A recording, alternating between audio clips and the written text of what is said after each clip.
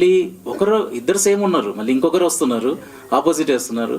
ఇప్పుడే ఇంకా more relevant ఏంటంటే అసలు కాన్స్టిట్యూషన్ ఏమంటుంది, లాస్ ఏమంటుంది, రూలింగ్ పార్టీలు చేంజ్ అవుతాయి, ఎందుకు చేంజ్ అవుతున్నాయి, ఆపోజిట్ వాళ్ళని ఎట్లా లోపలికి వేసేస్తారు. ఒకరని కాదండి, ఇద్దరు సేమ్ చేస్తున్నారు. మీరు రెండు రాష్ట్రాలలో చూసుకున్నా కూడా ఒక పార్టీ వచ్చినప్పుడు ఆపోజిట్ వాళ్ళని అసలు వాళ్ళకి ఏం చేసారు, వాళ్ళు ఆపోజిట్ అగేన్స్ట్ మాట్లాడితేనే లోపలికి వేసేస్తా అంటే ఎట్లా, ఇద్దరు సేమ్ చేస్తున్నారు.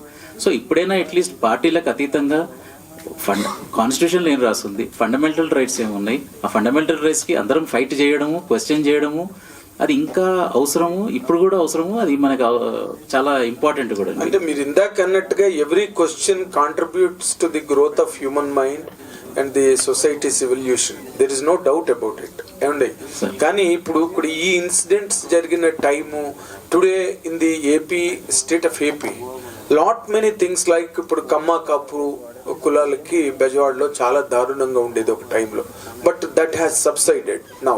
People are living in certain collision and certain understanding and semblance. Okay, ఇప్పుడు ఇలాంటి జరిగినప్పుడు కూడా అప్పుడు ఎరప్ట్ అయిన ఇమోషన్స్ కానీ, ఎక్స్ప్లోడ్ అయిన టెంపర్స్ కానీ, అవన్నీ ఇప్పుడు తీసుకొచ్చి స్క్రీన్ మీద మళ్ళీ చూపించడం వల్ల what the justification you can really present to the society అండి? సార్ మీరు జర్నలిస్ట్ గా వార్తలు చూస్తున్నారు, రీసెంట్ గానే పవన్ కళ్యాణ్ గారు అసెంబ్లీలో చెప్పారు మన దగ్గర చాలా ఈ క్యాస్ట్ ఫీలింగ్, క్యాస్ట్ ప్రెజుడిసెస్ ఉన్నాయని.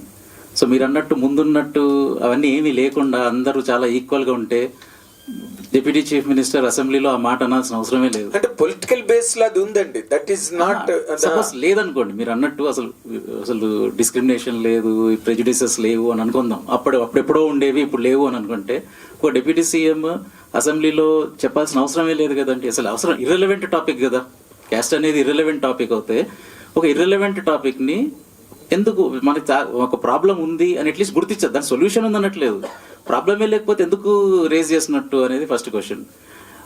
ఇప్పుడు రెండోది, రీసెంట్ గానే ఒక దగ్గర ఇప్పుడు పవన్ కళ్యాణ్ గారి కాన్స్టిట్యున్సీ అనుకుంటా మొత్తం విలేజ్ బాయ్కాట్ చేశారు అనేది. సో మీరు ఇవన్నీ ఫాలో కావట్లేదు అనుకుంటా అండి. ఇదేమి మీరు చెప్పినట్టు ఒక యూటోపియన్ వరల్డ్ ఏం క్రియేట్ అవ్వలేదు, అందరు చాలా ఈక్వల్ గా ఉండేసి ఏమి జరగనట్టు. But I'm not saying it is an utopian society. But things have really subsided to a greater extent, and Pawan Kalyan garu 100% must have hinted or mooted about the caste system and all that. Okay, that adi political base lo undi. They 100% there. It is there across the world. Ekkada oka chota kaadu, for the sake of voting or for the advantage of the electorate, all that is there. The constitution very horribly has given that provision. That is not the mistake of somebody. But what I am trying to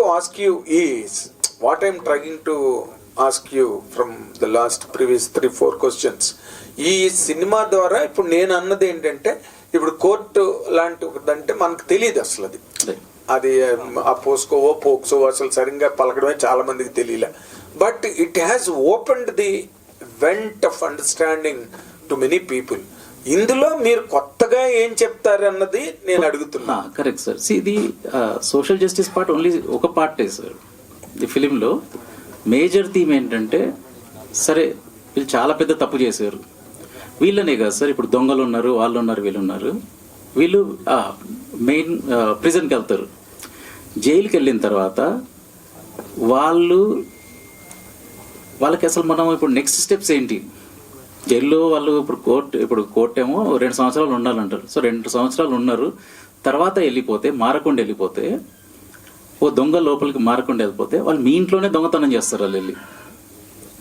so ఈ మూవీతో మనం చెప్పాల్సింది ఏంటంటే sir, cash అనేది చాలా చిన్న part, మనం చాలా ఎక్కువసేపు డిస్కస్ చేసాం కానీ మూవీలో అంత పెద్ద రెలవెన్స్ లేదండి. కానీ main point is prisoner reforms గురించి. సో 2 విధాలుగా మనం as a society, prisons, politicians అందరం దానికి సైకాలజిస్టులు ఇంకా ట్రైనింగ్ ప్రోగ్రామ్స్తో ఆ రిఫార్మ్ గురించి వర్క్ చేయాలి ఫర్ 2 రీజన్స్ అండి. ఒకటి ఏంటంటే హ్యూమన్ రైట్స్ పాయింట్ ఆఫ్ వ్యూగా, ఎంపతి, ఒక హ్యూమనిస్ట్గా మనం అరే పాపం చేశారు, వాళ్ళ పరిస్థితులు ఏమైనా ఉండొచ్చు, చదువు లేకపోవచ్చు, డబ్బులు లేకపోవచ్చు, ఏ పరిస్థితుల్లో చేశారో మనకు తెలియదు, బట్ అట్లీస్ట్ ఆ కొంచెం సహానుభూతి చూసి వాళ్ళకి రిఫార్మ్ అవుతే బాగుంటుంది అనుకోవడం ఫస్ట్ థింగ్ అండి. సరే లేదనుకుందాం, మన ఓన్ సెల్ఫిష్ రీజన్స్ కోసమైనా ఆ ప్రోగ్రామ్స్ ఇంప్లిమెంట్ చేసి వాళ్ళు మారేలాగా మనం రీసోర్సెస్ అన్ని ప్రొవైడ్ చేయాలి ప్రిజన్లో. రీజన్ ఏంటంటే వాళ్ళు మారకుండా అవుతే వాళ్ళు మళ్ళీ మీ ఇంట్లోనే దొంగతనం చేస్తారు, మీ అమ్మాయిలకే ఏ ప్రాబ్లం అవుతుంది, మీ అంటే మన వాళ్ళకే అవుతుంది. సో అది మెయిన్ థీమ్ అండి, ప్రిజన్ రిఫార్మ్స్ ఈ మూవీలో అన్నిటికన్నా main theme. I really personally appreciate you for taking a